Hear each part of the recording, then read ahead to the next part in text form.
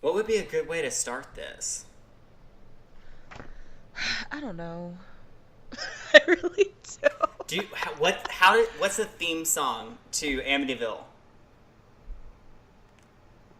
All I remember, It's like the all children. I remember about, all I remember about Amityville is Ryan Reynolds' abs. Stop. That. That's a whole so, different show. if you can't play a beat on those abs, I don't know. I really Warning. don't. The topics discussed on this podcast are subject to adult themes and languages. We seek to unravel the unexplained and unknown.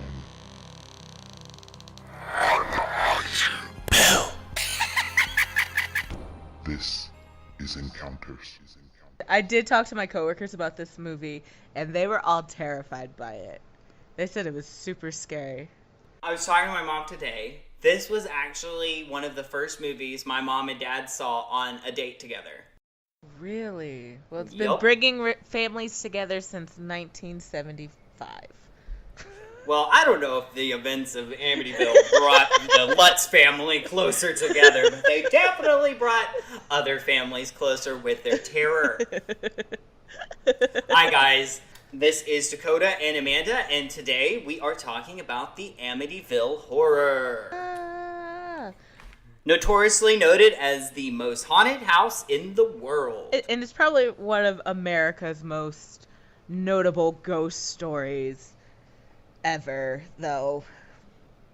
I don't know. Yeah, I agree. I think it is probably, and it's also noted as being a fake and a lie, but, you know, Right? the word after- notorious is an umbrella. Right, after we're done with this, you can make the decision for yourself what you think. But yeah, Amityville, I know it's one of the first stories I really learned about. I don't even remember learning about Amityville. I just remember knowing Amityville. Exactly. So let's just dive right on in here Let's and just talk get about on this started. large Dutch colonial house set on 112 Ocean Avenue. Yes.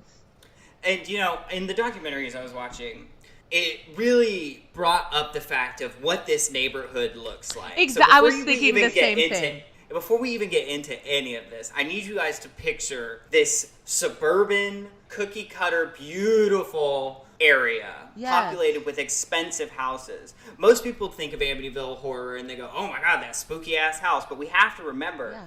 this house is like 5-bedroom, 3.5 baths. It has an in-ground pool. It's on the waterfront. Right? It was a It's beautiful house. south side of Long Island, and like it was a dream home. For a And lot of, one of- a lot of Yeah. people, it was a dream home. I mean, before the horrendous murders that happened. Right, before all of that. It was a dream home. Yeah, it's a very And- beautiful home. It actually just went back on the real estate market in 2016. So Really? you can still buy the house. I don't know if you can buy it today. I didn't check on that. But Yeah, it's probably sold because it's like it's in a great neighborhood. Like, $850,000. oh, God. $850,000. And the funny thing is, the real estate broker, the guy who was showing the house, was a childhood friend of the DeFeo kids. Oh wow. He was actually interviewed in a couple of the documentaries that I watched. So that's what we have here. And there was this big sign that is very important throughout the movies because of the visualization and whatnot. But there was a sign that hung on the outside of the property that said High Hopes. Yeah, because I mean, not to jump ahead or anything, but like when the Lutzes bought that house, it was their dream home, and they thought that it was going to open up a lot of things for them. And I mean, technically, it did. So, hey, that sign seems pretty, it's pretty relevant. So, now that we've got this visualization of this suburban area, with Ronald DeFeo Sr. moved his wife, 3 sons, and 2 girls into the Amityville, New York area and began to live life. But on November 13th, 1974, at 3 a.m. in the morning, Butch DeFeo Jr. murdered 6 members of his family in cold blood. They predict that they started with the parents, shooting father first, then mother, then moved to the brother's room, shooting them, finally ending with his sisters. His sister Dawn specifically being shot in the most violent way. The other 5 victims were shot in the back, laying on their stomachs. Dawn was also shot in the same way, but her head had also suffered damage from a blast. Ronald DeFeo Jr. leaves the house, goes to work the next day, works a full day, comes home, sees his family is murdered, and then goes to his local bar that he has always seen at and says, "Help, help, my family's been murdered." Yeah, and I think we should talk about Ronald DeFeo Jr. because for someone to do that, to be able to walk into their house, kill their family, and then take a bath, leave, go to work a whole entire day, and then go to a bar and say, "Oh, my family was killed." Like, that's someone who is very disturbed. Ronald DeFeo was mentally unwell. Like, his family knew this. He had become more violent with his family, so they had actually sent him away for like psychiatric help. And it didn't work. He came back just as angry as he left. So his parents decided to give him whatever he wanted to make sure like he stayed calm and didn't attack them, and that still didn't work. He became like an alcoholic. He was doing drugs. He admitted that after, of course, lying and saying like he thought it was the mafia who killed his family, he admitted that like he was drunk and high when he shot his family. Like, this guy was a very messed up man. Ronald DeFeo Jr.'s defense would change constantly. When he first got involved with William Weber, they started leading us on this trail that the father was this abusive father, that he would not only beat Ronnie, but he would also beat the mother, and that in these rages, it would make Ronnie look like a victim because he was beating children and beating the wife and making it seem like a troubled family. And then in 1994, when Ronald DeFeo Jr. is interviewed again, he says, "We were a close family." Mm-hmm. He even called his own testimony a performance. He was out of touch with reality and had no control. That's really what happened. It's in all of these controversies and like false testimonies that we get, "The devil made me do it." Yeah, exactly. A lot of people held on to that one where he talked about pretty much a demon told him to kill his family. Yeah, it's really interesting. In 1994, he recants and says that he remembers a female with black hands gave me the rifle and then I committed the murder. Anyways, Ronald DeFeo Jr. is convicted of murder in November of 1975, then shipped off to prison. In December of 1975, 1 month after Ronald DeFeo Jr. is convicted, a year after the murders have taken place, George and Kathy Lutz move themselves and their 3 children into the house. And 28 days later, they would leave because of immense paranormal activity, so much so that they were traumatized and victimized and left every single possession in the home and never went back. Well, that's not true. Yeah. Hey. That's the way the book makes it. Yeah. I think it's important to note, too, that when the Lutzes moved in, they kept the DeFeo's furniture. I thought that was very interesting, because they, obviously, after only, 13 months after these murders, this family moves in. And they do state, in many interviews, the Lutzes, they say, "We talked about it as a family and decided that this was our dream home and that this is where we needed to go." And they got it for a discounted price. How much was it? $80,000? I think it was $80,000, but I don't have that figure in front of me. I know they purchased the DeFeo furniture as a part of the deal for $400 though. I couldn't. For me, I couldn't do that. That kind of crossed the line. But I understand. Hey, I just moved into a new place. I got free furniture. I'm with you there, but still. In an interview I was watching with George Lutz, he was talking about their first moments moving into 112 Ocean Avenue. He specifically uses the word residual. Mm-hmm. The Lutzes claim to be like this normal, average American family, just trying to make ends meet their dream. This man, in his interview, is like, something residual is here. And within the first hour of being at the house, the Lutz's dog is on a chain and ends up trying to jump over the fence and almost hangs itself within the first hour of being here. Because the barn, like the door to their boathouse was slamming so violently, and the poor dog's kennel was like right next to it. So the dog like jumped over this little fence and was practically hanging itself. That's insane to me. I would have been like, wait a minute. Not to mention, the Lutzes were actually like a spiritual people, so they asked a friend who was a priest to come bless their house. It was actually a Catholic priest that came, even though that George said he was a non-practicing Methodist and Kathy was a non-practicing Catholic. So it was very interesting that they chose Catholic because, as we talked about in the earlier episode, each religion kind of has its own way of dealing with things, and Catholicism specifically deals with exorcism, possession. That's in their wheelhouse. And so it was interesting to me that they would bring in... And I don't blame them. I would probably bring in a Catholic priest myself. This place, 6 people have just been murdered. It's only been 13 months. But I think he was like a friend of theirs. So I think that's has a lot to do why they asked. But his name was Father Ray what's his last name? Pacheco? Yeah, Father Ralph Percaro? Carraro? I know there's so many O's and R's and A's in it.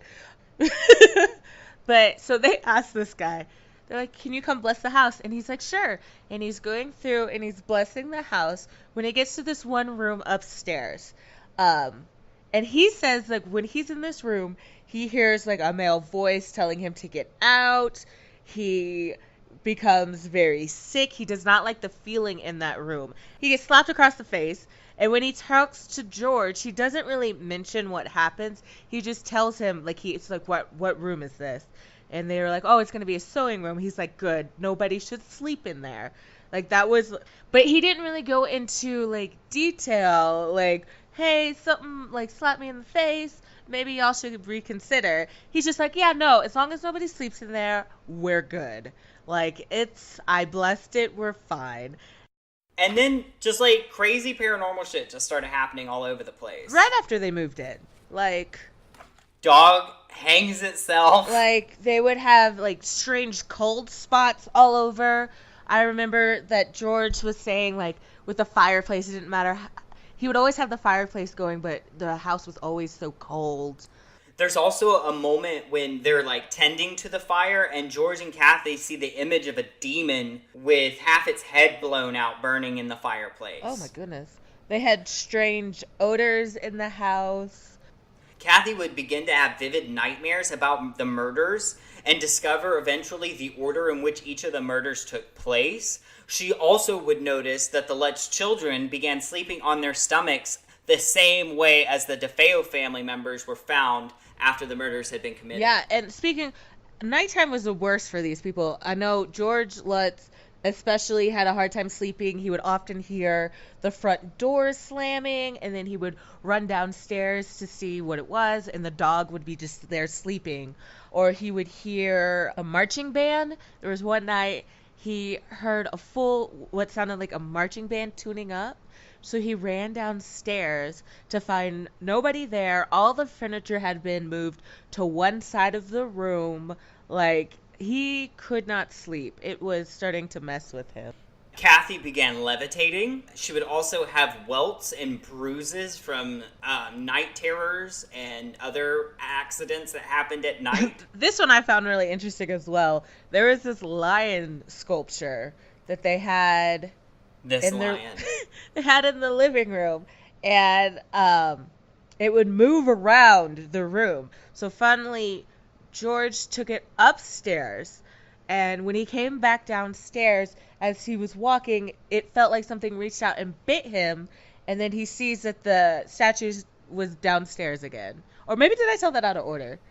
No, I think that's right. They also had ectoplasm oozing from the walls. They claimed to be a green gelatin that would come down the walls and into the hall and out of the keyholes of the playroom and the attic. Oh, God. George also watched as Kathy aged 90 years in one night. And I remember that, what was his name? Danny, Danny, the youngest? Yes. He was telling a story. I was watching a documentary where he was talking about one of the final straws for them was not a final straw for them, but he felt personally like he was being possessed. And there was one time him and his mom were standing at the top of the stairs, and she felt something run past her, and he said he felt something run through him, and that he got completely numb, and like for just like a moment, something just like went right through him, and he went flying across the room and like hit the wall and fell. Like, stuff was very crazy.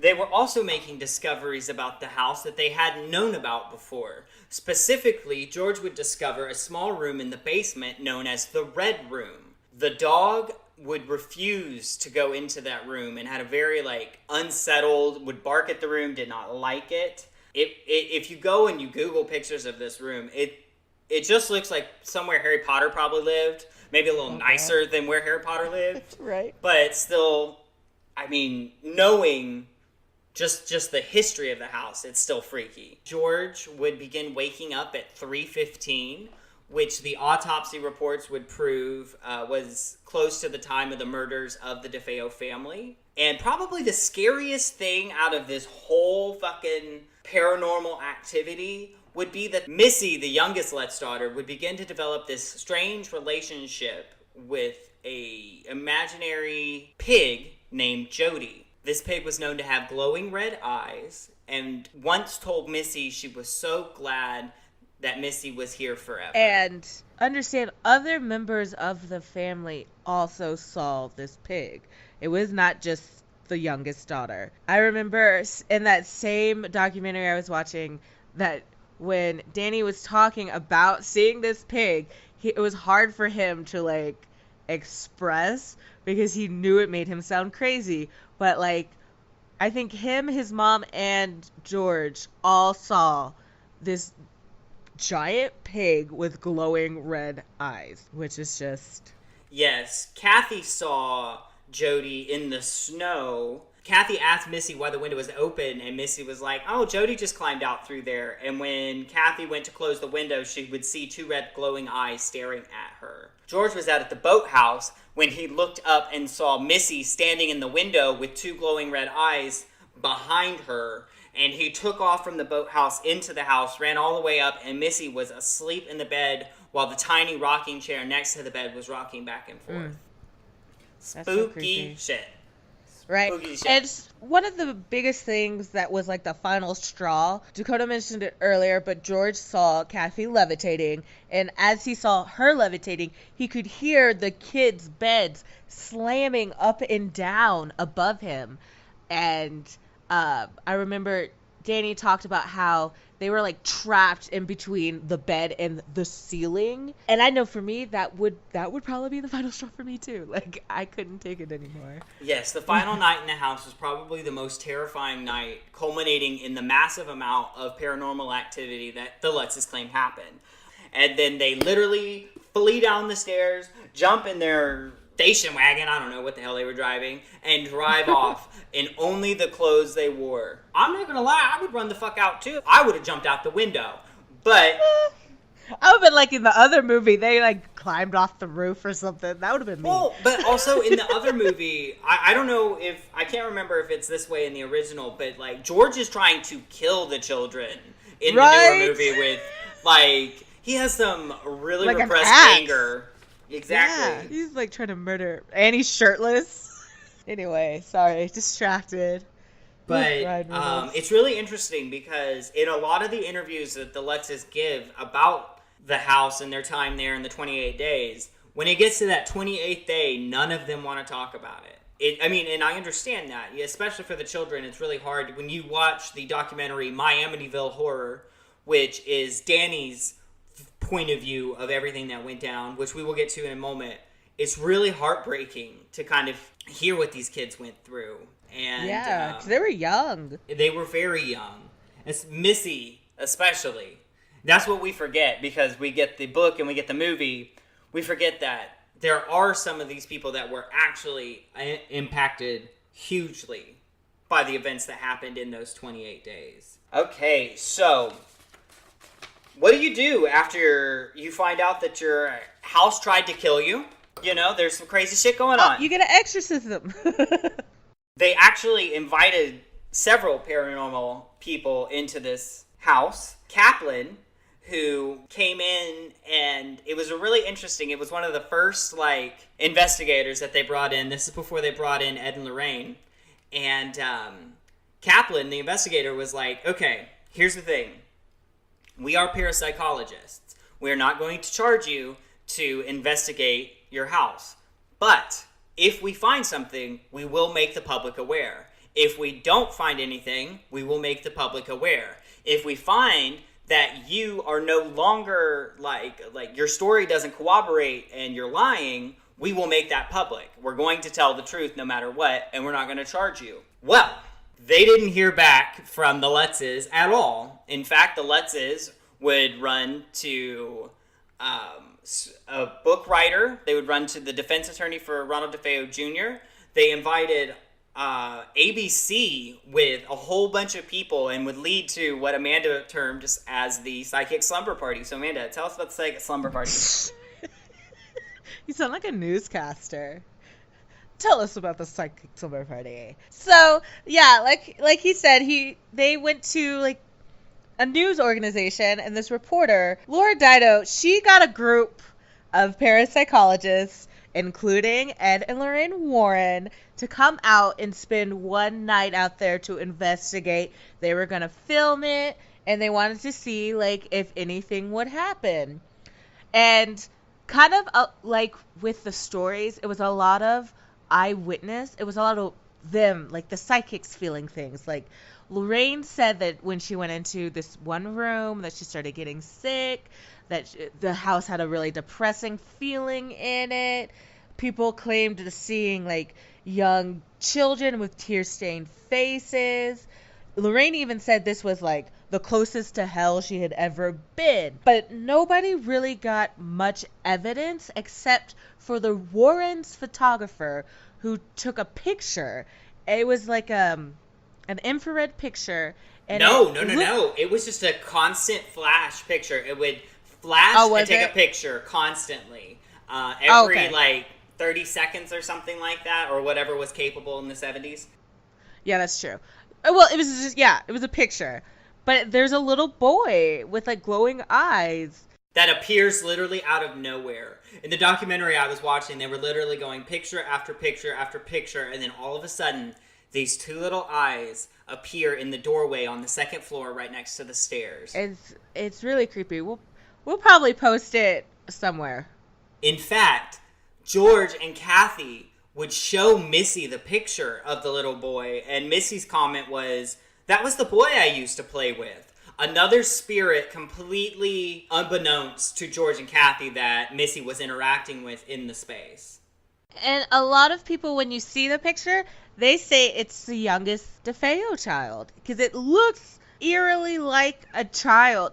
It kind of looks like him, but you can't tell because his eyes are glowing, and you're like, oh, it could be anyone, but it does look a lot like this little boy. It's creepy. It's really eerie. But that's the only evidence they really caught that night. I mean, it sounds like we're describing this wonderful departure into the supernatural world with these psychics, Ed and Lorraine Warren, and really, it was a live telecast with a news anchor that was there, and the news anchor was like, this was boring. I just had to sit here while these people walked around saying how they felt. Yeah. And so it's really funny to me to think that you've got these people that are like, this is as close to hell as I ever want to get. And the other people in the room being like, can we eat yet? Yeah, can we go home? Hey, right? Nothing's happening. You told me things were going to happen. But it's also within these investigations. We have the book release and the movie release and whatnot, but we have this spring off of ideas that come from all these different paranormal investigators that come in, because not only are there investigators that come in after the fact, like Ed and Lorraine Warren and Mary something. I'm so sorry, Mary. Mary was the one that said that there looked like there were hooded monks that were walking around the space. Like, you couldn't distinctly tell what they are, but you know that they were like shadow monks, which, I wonder if there were shadow people at Amityville. Coulda. There could be. Yeah, it's from all of these paranormal guises that leads us into the economic boom that would be the Amityville Horror. Yes, because they made money, honey. They made everybody made money. Well, okay, let's rephrase. Hollywood made bank. The Lutzes did not make bank. I mean, don't get me wrong, though. The Lutzes made some money. They did make money. They did. They would go on to have a glass of wine with the defense attorney for Ronald DeFeo Jr., trying to see if they couldn't get his case going. It was actually really weird at the time that the Lutzes were seeking to garner some fame with their story.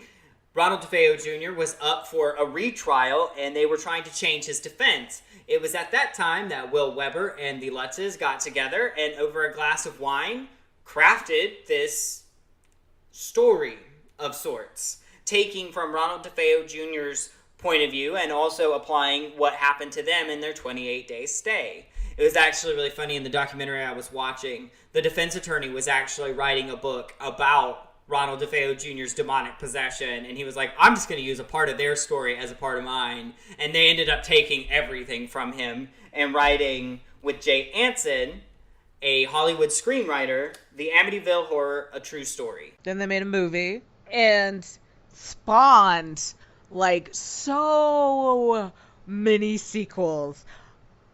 Oh my god, this list is insane. So many sequels. Let me just give you a breakdown of all of the Amityville films that we were able to find.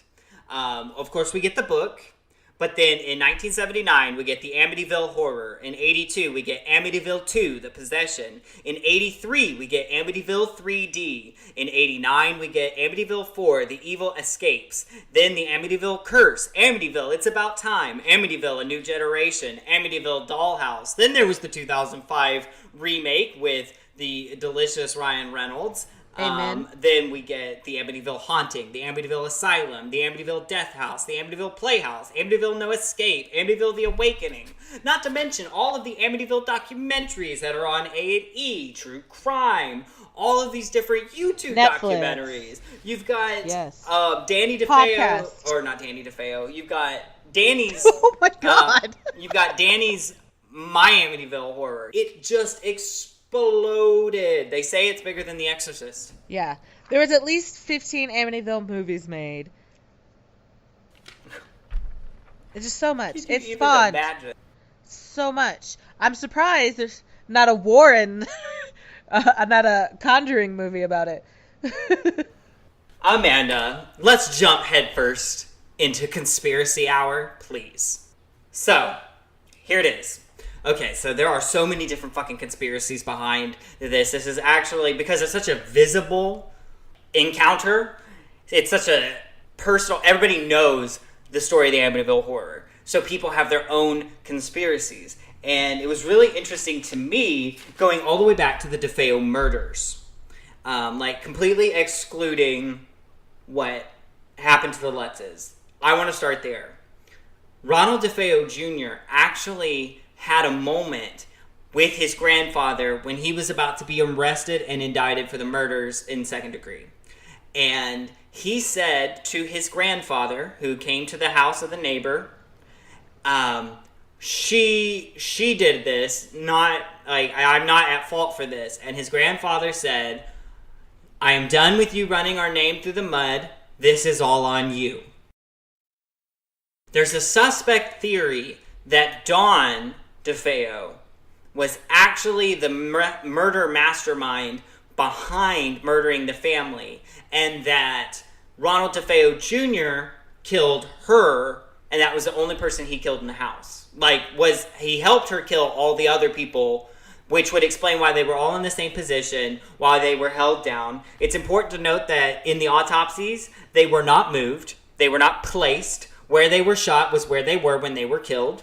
There was no drugs in their system at all. So no one person, they think, could have accomplished these murders by themselves. Yes. Because if a gunshot goes off in your house, you're probably going to wake up. And seemingly nobody got up. But these conspiracy perpetrators also state that that's the reason why Dawn has a little bit more of an exploded head than everybody else. And, I mean, it is interesting that, if I remember correctly, the parents were shot twice, but the kids were only shot once. Except for Dawn, I guess? Yeah, no, that would be everybody got shot. All the kids got shot once.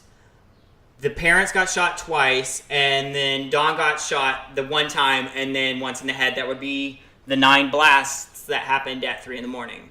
That's really, I don't know. The fact that nobody got up was another thing that mystified a lot of people, even like the doctors and things like that.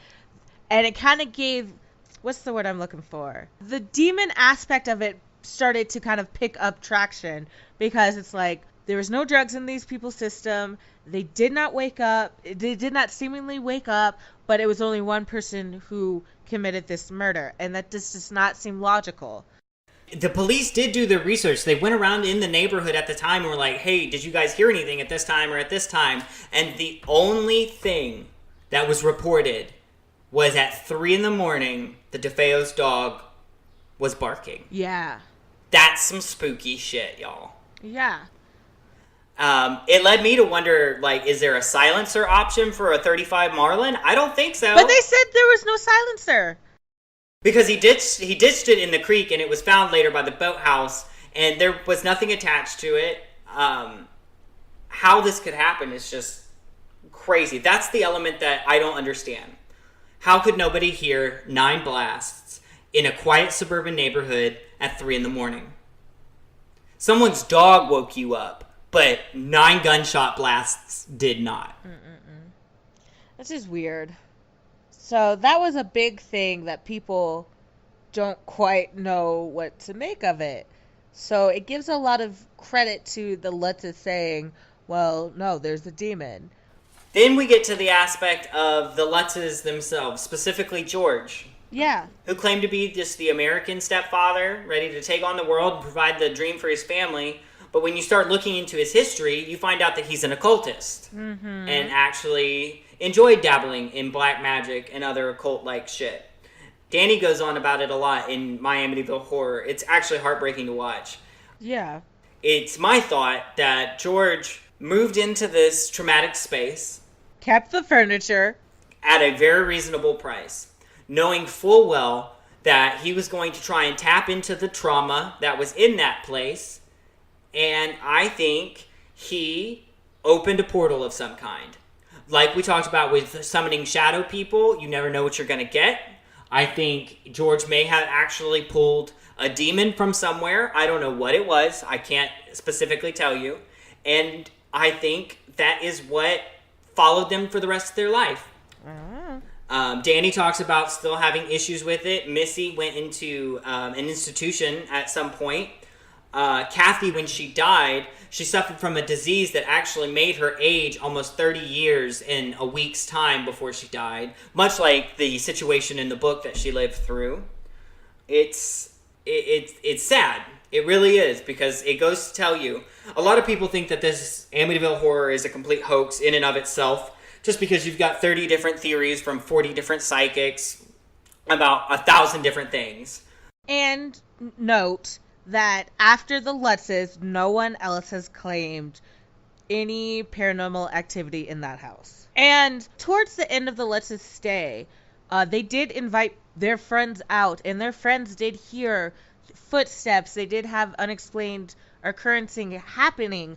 So other people other than the Lutzes experienced paranormal activity in that house while the Lutzes were staying there.